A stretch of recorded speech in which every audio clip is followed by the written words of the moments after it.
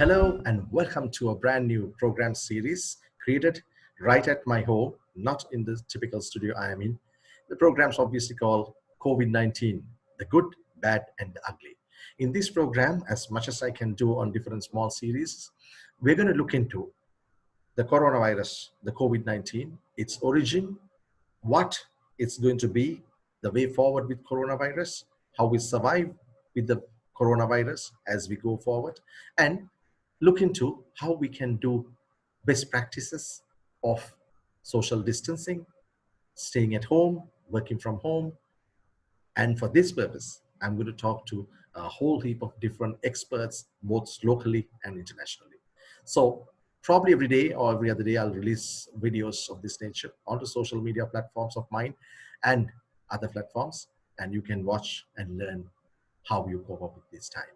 Main thing is to remember, even as I start, is to say, stay at home like I'm doing this program at home. If I can do a television program recorded from home, you can do anything else from home. So work from home as well and try to stay distant. My first guest is a very well-renowned person, and I was lucky to catch him at such short notice. He is the world-renowned Sri Lankan scientist, Professor Chandra Wicremasinghe. Tonight, or today, or whatever time you're going to watch this, we're going to talk to Chandra Wicremasinghe and look at a different theory of the origin and the start of coronavirus. This nobody else propounded. His theory of coronavirus was not that it was created, man-made, or from Earth. His theory is that coronavirus came from out of space. Is this true or is this false? And how is he going to tell us this happening? Let's talk to Chandra Wicremasinghe, Professor Chandra Wicremasinghe, and find out. Professor Chandra, thank you very much for accepting this invitation in such short notice. Thank you. And we were everybody, very few people have so far heard it in Sri Lanka. But when we heard about what you have said about the origins of coronavirus, we want to know what it is. But let me just explain what understanding I have. I've been listening to so many scientists, both Sri Lankans and abroad, about the origin when this came about a month ago, when this was it was exploding. And what they said was it is a virus that is from a bat, and it goes from a bat to other animals, and it has been like that. But there have been some third-party intervention in the middle. They didn't say with a lab or another human intervention. It has to be, I suppose, and that is how it has jumped to humans. And there was nothing beyond that these scientists mentioned to the extent. But what I hear about what you have mentioned is that it is a virus that has come from outer space. Am I correct? I think it is. Or how does it explain? Yeah, that's my point of view. I mean, before I continue, I should say that I'm really have great admiration for the efforts that have been taken by medical profession right across the world to cope with this huge human tragedy. But the understanding the origin, even of such a tragic situation, is, I think, important. And the current opinions that are being expressed everywhere is that it came from a bat and then went through an intermediary animal and then finally got to a human.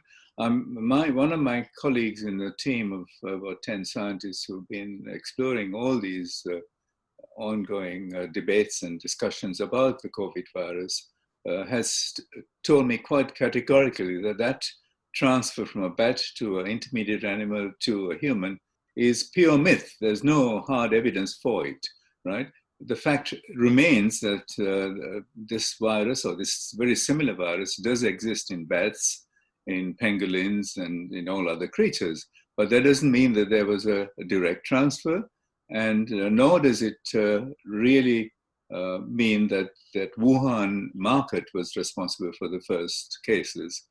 Now, what I'm going to say now has to be sort of viewed in a broader context, that life itself, life on Earth with all its magnificent range and glory, need not have happened, and I think did not start here on the Earth, but was part of a huge cosmic biosphere, as it were. So if we regard ourselves here on the Earth, all species, including humans, as being connected to this huge, vast, almost infinite cosmic biosphere, then the continuing interaction with the external biological universe makes sense, right? Yes. We know Yes. that the Earth is not Yeah. disconnected from the rest of the cosmos.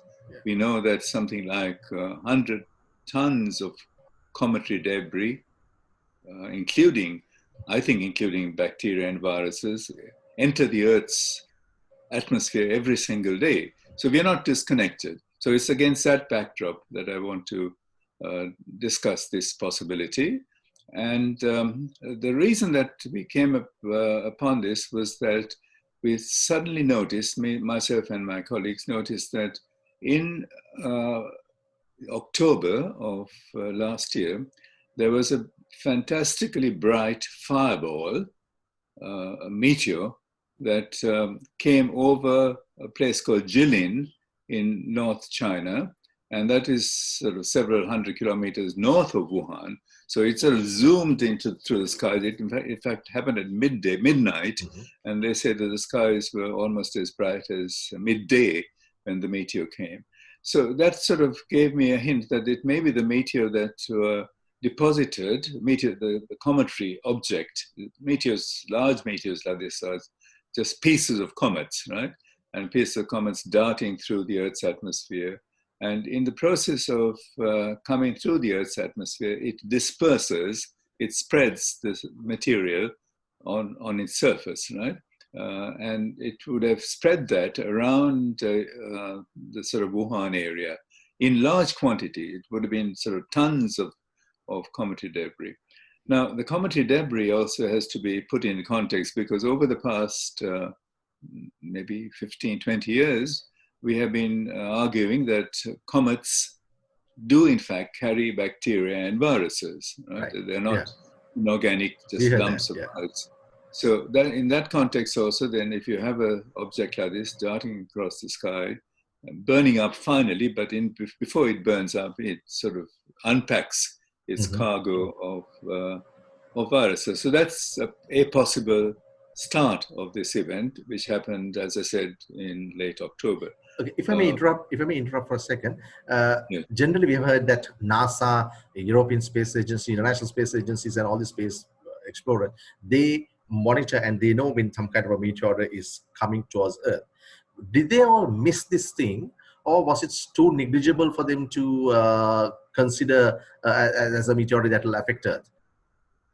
No, I mean the meteors are mapped regularly. In fact, there's a station in Ruhuna that is also in Sri Lanka that is mapping fireball events over the skies of Sri Lanka. So these have been mapped, and they're just mapped and recorded, and nobody really takes a lot of note of it because it happens not regularly, but it happens fairly regularly. Okay, so but people tend to just ignore it and just record it as a meteor event. So this is one possibility, I think, and that the timing was interesting because four weeks after that you had the first cases of COVID. So whether it is that Jilin meteor or not, a cometary bolide or not, I think what happened was that a huge quantity of extraterrestrial viruses from the deep cosmos, and that included the large quantity of monoculture, single culture of this COVID virus that was dumped over the skies in the troposphere, where the winds and the rain and so on forms, right, or in the troposphere over Wuhan, right, so that the Wuhan itself and the country underneath those that deposit got a huge dose of this material, and it lasted. It kept falling for several weeks. So that was the primary event in our reckoning that led to the onset or the start of this virus. But having come down to Earth, then of course it's a virus, and it's an infective virus. So it also passes the infection from one person to another, one infected person to a susceptible person. So that happened, but the primary source of the events in Wuhan was the infall, we think, of the alien virus, the virus that is part of a cosmic biosphere, right? It's not alien totally to our terrestrial life because, as I said, life on Earth is connected to Yeah. this great external biosphere. Right. To my limited knowledge of science or space science, I've heard at the entry point at atmosphere or somewhere, things get burnt off. Even the re-entry of spacecrafts face that. Am I correct? Yeah. So yeah. that I think something is working as a shield against the Earth to protect that. So these viruses were capable of surpassing that. Is that what you're saying? Yeah, well, I think the shield that is normally that prevents viruses and even cosmic rays, right, Yeah. energetic cosmic rays coming into the Earth is what's called a magnetopause. There's a sort of huge sheath of magnetic fields around the sun, and so any particle with an electric charge, right, and these particles would be charged. Sunlight charges particles, dust particles, so they will be positively charged, electrically charged. And such particles are then tied to the magnetic field. Magnetic field protects, to a large extent, the infall or the ingress of these cosmic dust, bits and pieces, dust and bacteria and viruses. Now, what really is quite interesting is that in these past months, and maybe in 6 or 7 months running up to now, the sun has experienced the lowest activity. There's hardly any sunspots, okay? It's called a deep minimum in the sunspot cycle. And all the magnetic protection that we get from the electrons that come out of the sun has been lost. So that is an additional factor that makes it easier for particles to get through. But heating and destruction by heating is another matter. I mean, that happens, but in the case of the very small virus particles, the heating is not destructive in general. If you have a sort of pebble-sized meteor, then it burns up. But the smaller you get, the smaller the particle, and down to atomic size, and atoms don't get burnt at all. They just go through. So bacteria and viruses, we have argued this quite cogently over many years, have sizes and properties that enable a large fraction of them to come through the atmosphere and not get burnt. There's a project I think you are involved in Sri Lanka, which goes in this turf. Can you explain a little bit on that? Well, I think it's a long overdue project, and it began in a tentative way in 2001 when the Indian Space Research Organization collaborated with me and my colleagues. We sent a balloon to the stratosphere to 41 kilometers, right? And we brought down material in the laboratory. We studied, looked at what it contained, and it contained bacteria and viruses. And we were able to type these things, type the viruses, and we were able to count how many are falling through the skies. And after that, nothing has happened. No one took on that because we think that's very, very important. And the National Institute of Fundamental Studies now has an ongoing project with me to do that same experiment and to go as high as 50 kilometers and also to deploy the most modern techniques to what they called next generation gene sampling, right? So what they do is to expose a sort of test device at that height and get all of the DNA and the RNA of all the viruses and bacteria at that height and bring it down to Earth. It's a very ambitious project, but it's not expensive. The total budgets that were involved for this project with the NIFS runs into only tens of thousands of dollars, which is peanuts in terms of space expenditure.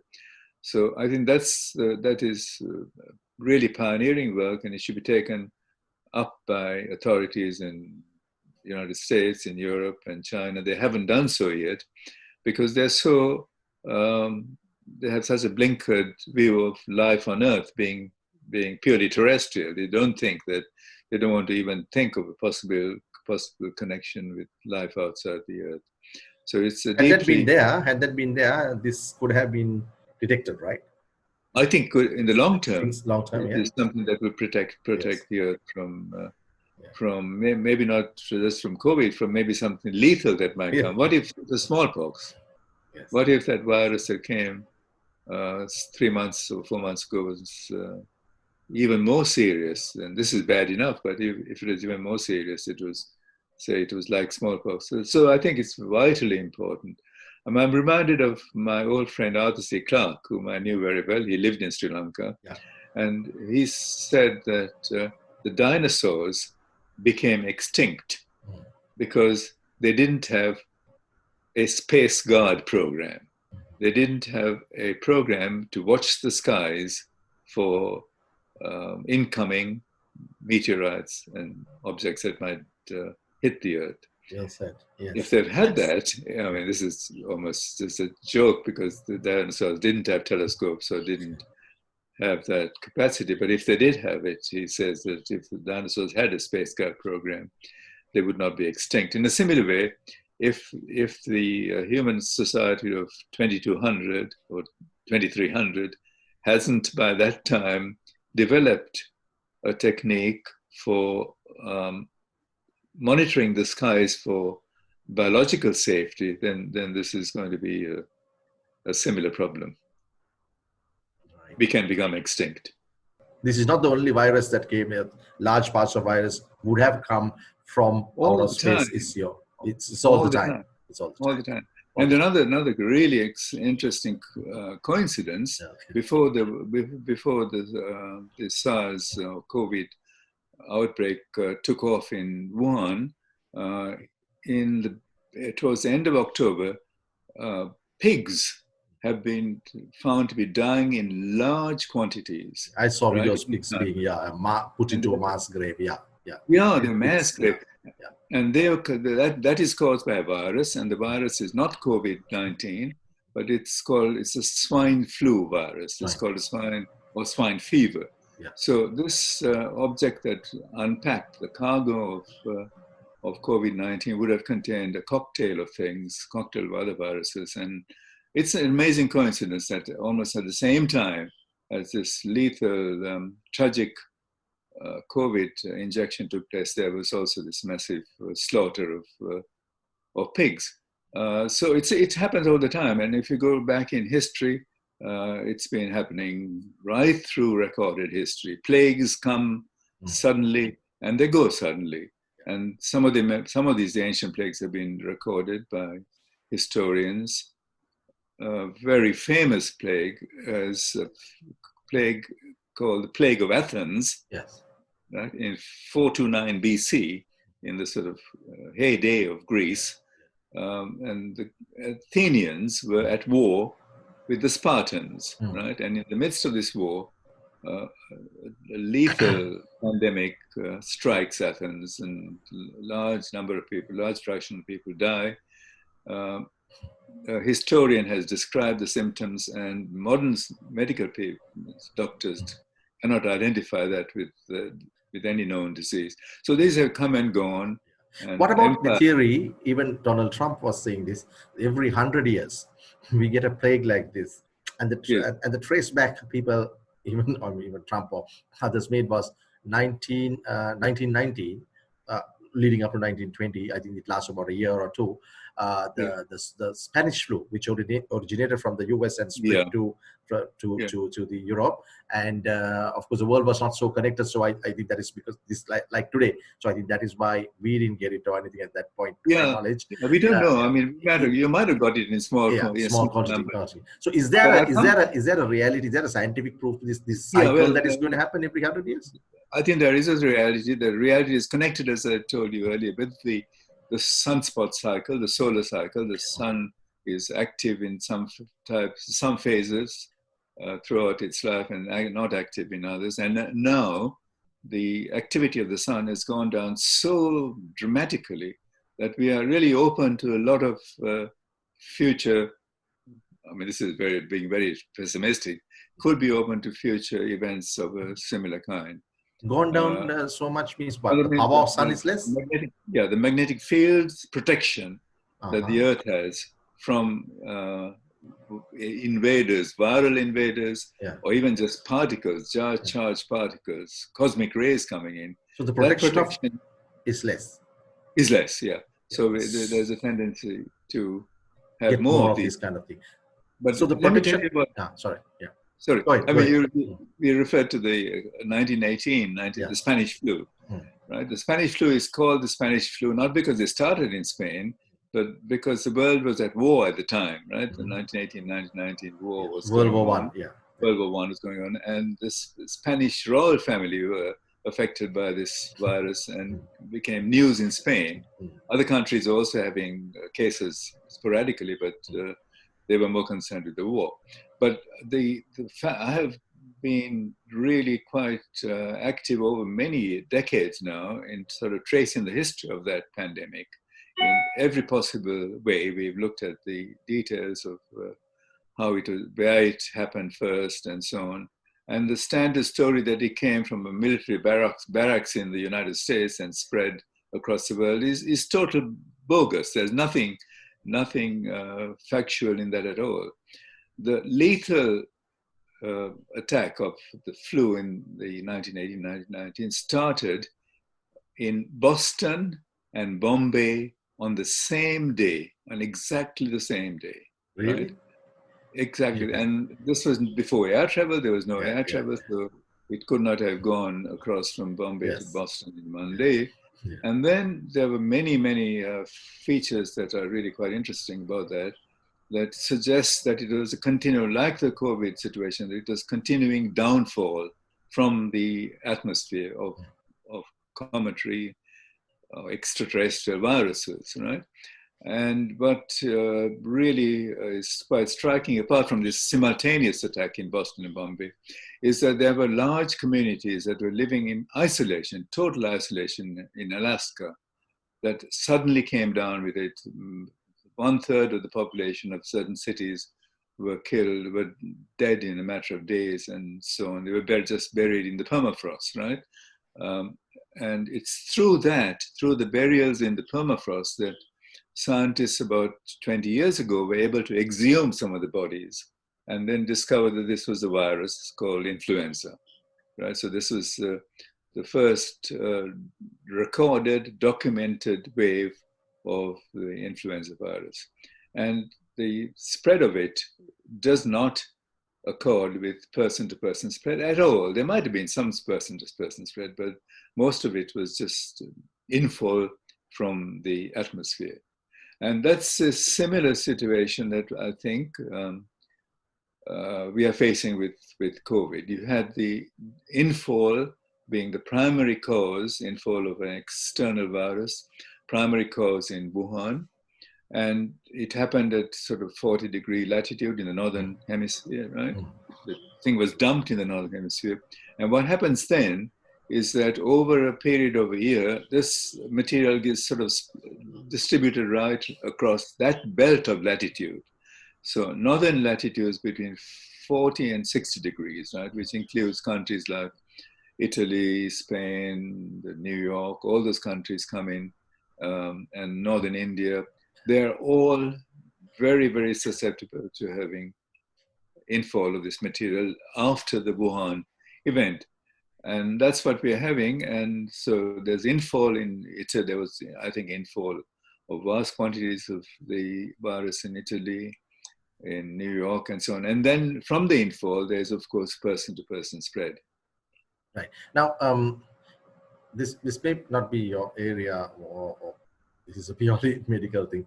Now, what we know is we don't have a cure for any virus in the world, and we don't have a cure for this virus either. And we Yeah. don't see a vaccine in the foreseeable future. What scientists say in the US is that it will take the best of time, Yeah. about a year, even if you jumpstart, like even if you bypass animal testing. And I think some companies, the US government is trying to approve that. Okay, subject to all that, so no vaccine, and there is no cure. And there was one suggestion by chloroquine or some drug. So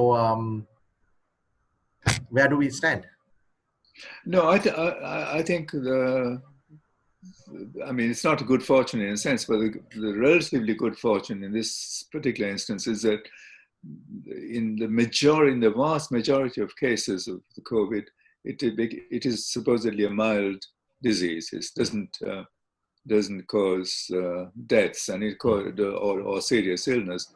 And the deaths are unfortunately in the older age group, and the age group that has already perhaps within those people that have other conditions that exacerbate, that make the susceptibility to illness greater. And so the deaths are mostly in that age group, in 65 to 80 plus age group. So the chances are that long before a vaccine is devised and invented and distributed, the entire human population would have had a subclinical attack of this virus. They would have had a mild illness, maybe a sore throat and cough and so on. And then the population will be mostly immune, right? So that's what they are describing as herd immunity. If a large enough fraction of the human population is exposed to the virus, it is then it then some sort of fizzles out. How long will that process take?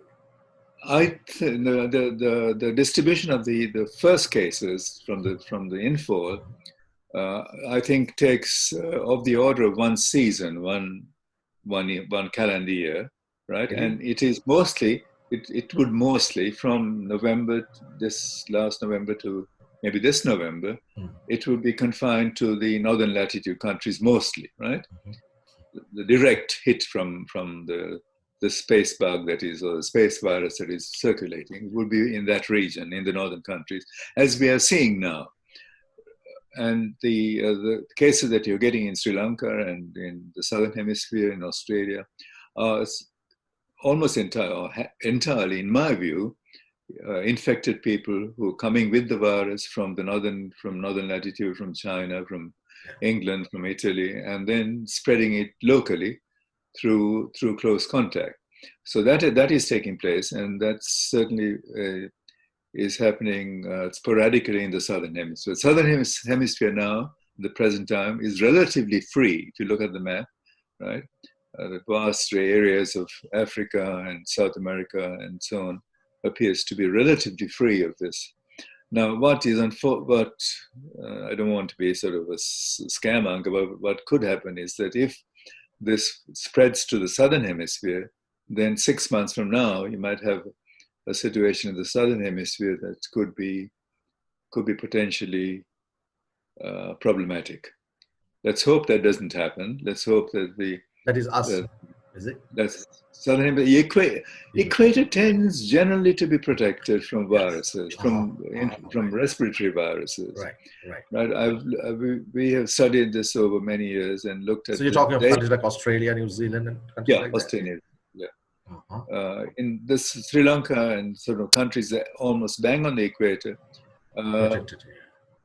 they are protected in terms of the historical record. If you look at the distribution of flu cases, influenza cases, and so on, there's a few cases right through the year, but they don't have like in the northern hemisphere. There's a particular season, November, sort of October, November, December, January, February.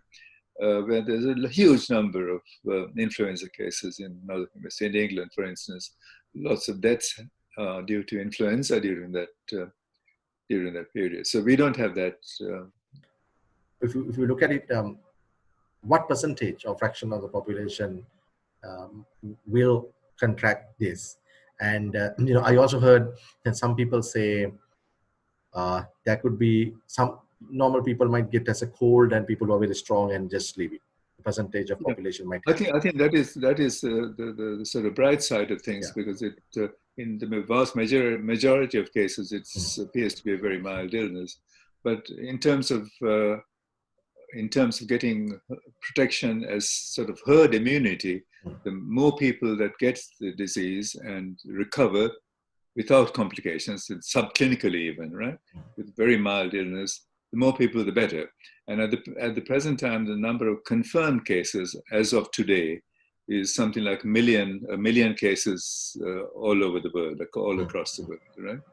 And our population runs into billions, of course, the total world population. So it's a minute fraction that has been recorded as having had this illness, and most of them, of course, the majority have recovered. But if the total number of people who have very, very mild illness and recovers rises to a good fraction of the entire population, then I think we're beginning to see the end of a problem. There would be what they call herd immunity, and it would not then cause any serious problem. It would be like the common cold. People get the common cold and they just get immunity to some degree or no immunity, and it doesn't affect them anymore. So I think this is the expectation, that if you get subclinically affected, and if a large fraction of the population has become subclinically affected without any symptoms, maybe, then that sort of heralds the end of the attack on a global scale. Now, we all know the preventive measures we had to take from what we heard so many times. Wash your hands properly, wear a mask, and keep social distancing, and boost your immunity as much as possible, and eat fruits, beverages to that extent. Is there anything else other than that an ordinary person can do? No, I think so. I think you follow the medical advice. That's the best advice that I could endorse. I don't, even though the medics do not necessarily like to think of a possible extraterrestrial origin for it, whether it came from space or whether it came from bats is irrelevant. It is spreading. There is person-to-person spread, and you have to protect the population as much as possible, prevent spread. But having said that, I don't know whether these measures are sufficient to prevent the spread necessarily. No one knows how long the virus survives, or any virus of this type survives in the air. They think that if you cough or sneeze, it goes sort of this few meters and then becomes ineffective after that. We don't really know that. In other viral diseases, like foot and mouth disease, there's a disease that was called foot and mouth that appeared to decimate the cattle population in Europe, and even in, I think, Sri Lanka, maybe a decade or a couple of decades ago. That virus is also an RNA virus. This is COVID is what's called an RNA, single-stranded RNA virus, okay, made of ribonucleic acid. And this is also, the foot and mouth is the same. And it's the foot and mouth, you can trace the survival of the foot and mouth because cattle don't go roaming from city to city, right? Humans go roaming through their cities and they walk around and so on. So they can carry the virus. It's not easy to see how the virus spreads, but if in the case of cattle, if the virus spreads sort of 50 kilometers between two farms, then it means that the virus has been carried in the air, blown over, and affected a farm 100 kilometers away. So there are some uncertainties, but if you stick to I think the best we can do is to stick to the medical advice and hope that it works. Now, having said all this, now, I don't know whether it's the medics or the others, when I read about your theory, which you propounded about this coming from outer space, there are critics who says that they cannot accept that because there is no evidence enough for to believe your theory. What have you got to tell for that? Well, I think the evidence is there. It's right through biology. The evidence is there.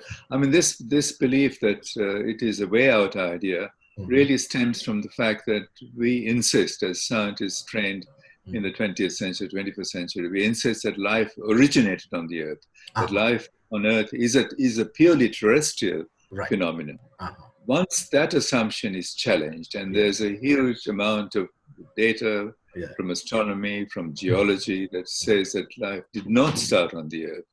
The first life appeared on the Earth during a time when the Earth was sort of, almost in the rocks, the oldest rocks have evidence of life being dumped onto the Earth when the Earth was almost molten hot, right? So it came from comets, there's no question about it. Then there are, if you go through the record of the rocks, there are sudden surges of evolution that cannot be explained in terms of small changes, mutational changes. So things have been dumped on the Earth. And so as soon as one admits the possibility of the Earth being connected to a huge cosmic biosphere, I think the disbelief should be removed from the equation. There's no reason. If you think, if once, as long as you think that the Earth life is Earth life, and alien life cannot interact with the Earth, then there's a big problem. And that's a problem that faces many conventional medical scientists and scientists. But there is growing evidence that life is indeed a cosmic phenomenon. And when we first proposed it in the 1970s, it was regarded as being absolutely heretical. Now, and astrobiology is a subject that essentially I personally invented the name of it, myself and my colleague. The connection between astronomy and biology, we reckoned, had to be taken to be extremely very close relationship and taken seriously, studied in great detail and so on. And when we suggested that in the 1980s, people thought that we were mad. But now, half of the universities in the United States have departments of astrobiology. In Europe also, they're coming towards that. In Sri Lanka, we have one center for astrobiology in Runa University, of which I am the sort of nominal director or honorary director. So it's happening, and the connection. So the short answer is that as soon as you accept that life on Earth is connected to the big universe outside, then the disbelief has to wane. Finally, how is the safety and the situation in the place you are? You are in England. Which part of England you are joining us from? It is from? bad. At the moment, it is bad. I think we have many cases, hundreds of deaths a day, and so on. And like in Sri Lanka, we are in lockdown for the last 2 weeks. You don't have something like a curfew there. We don't have a curfew, but the shops are all the shops are closed, and you have to have your deliveries to the door, and you're prevented from going very far from your house. You're allowed to go for a walk or a run or for exercise, but so it's like if I'm looking out of the window now. It's 5 o'clock in the evening or 5:30 in the evening. It's totally dead. 2 weeks ago, there were being people, kids running around, and cars and bicycles and so on. It's like it's as silent as a grave. What's your last word you'd like to leave with us for everybody who's watching you, Sri Lankans or people from abroad who's watching you? What is the advice you can give them at this point?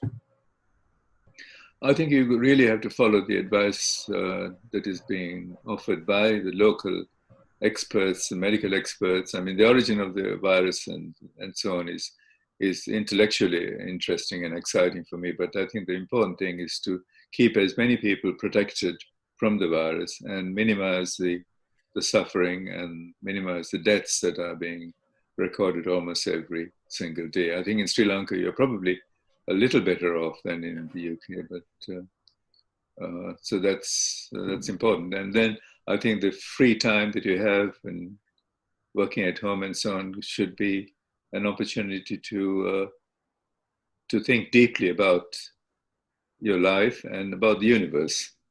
WHO Director General said our management is one of the best, Sri Lanka's management of this health crisis.